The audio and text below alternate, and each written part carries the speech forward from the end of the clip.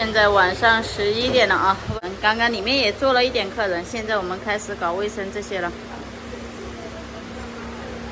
昨天有个细心的朋友发现我们那个空调居然没插电，这老板上次还吹牛皮说搞个5区的空调。其实啊，我觉得他们说的很对，你再坚持一下，这个夏天就过了，又省了一点钱装空调了。不省的问题，因为这个东西一插上这个电就全闪了。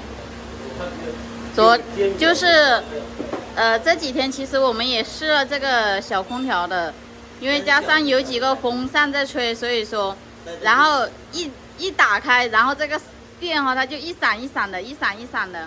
电压的问题带动不了，因为我们这个房子吧，中间就是民房，就不是3相电就是2相电，2相电的话，你都超负荷运转了。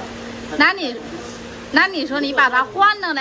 如果你换了的话，你还要跑供电所，你叫供电所的来单独给你搞一条线。你自己还不能搞哈这个啊？肯定自己不能搞，那这个东西是供电所来用的，不是我们自己想怎么换就怎么换。它这边有3相电，有2相电，所以我们这个有的时候用电饭煲用那个电来蒸啊，因为你电根本是带动不了啊，一带都会跳闸的。也是今年风扇多哈。对呀，今年1个风扇、2个风扇、4个风扇、1个风扇，这里还增加了1个风扇，还准备买一个风扇。大家会空调就是风扇多。虽然说这里没有空调，但是风扇很多，对着吹也不凉快呀。几个风扇对着吹。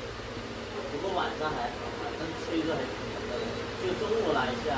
中午最主要是什么？就是之前我们做早餐的时候都有那个问题，就是我们一开门，然后那个太阳就照射到我们店里面来。对，从8点钟晒到11点钟。何止11点了，差不多到12点多，接近1点钟，然后才把我们门口照射完。因为我们那个时候做早餐就想到这个问题了，你一做早餐在外面一晒，到冬天还好，到夏天你做早餐的时候，全部都晒得很。就晒从7点半。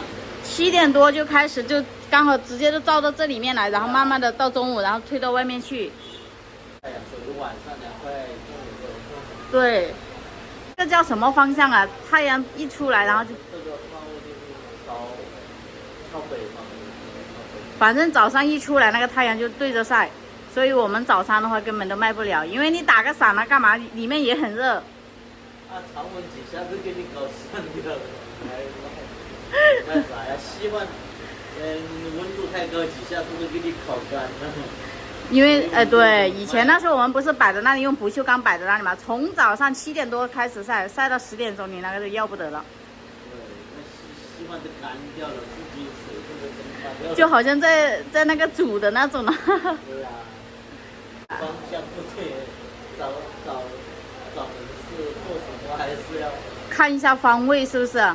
如果做早餐的话，真的是不能选择就是像我们这种方向，因为不是方向。因为你前面没什么高楼嘛，遮挡不住太阳。如果前面有高楼，就把这太阳遮了啊。高楼有高楼的话，它就把这个阳光遮掉了；没有高楼，它直射过来。所以说就很热。没事啊，反正你中午没多少人就没多少人，晚上熬呗。现在已经是11点过10分了啊。再熬一下就夏天过了。对呀，再熬一下夏天就过了，装什么空调？别装了，省点钱。熬一熬就过去了。也很快了，你看你现在都7月了，从4月份开始热，你看这里都几个月了，没事，再熬2个月，又到冬天了。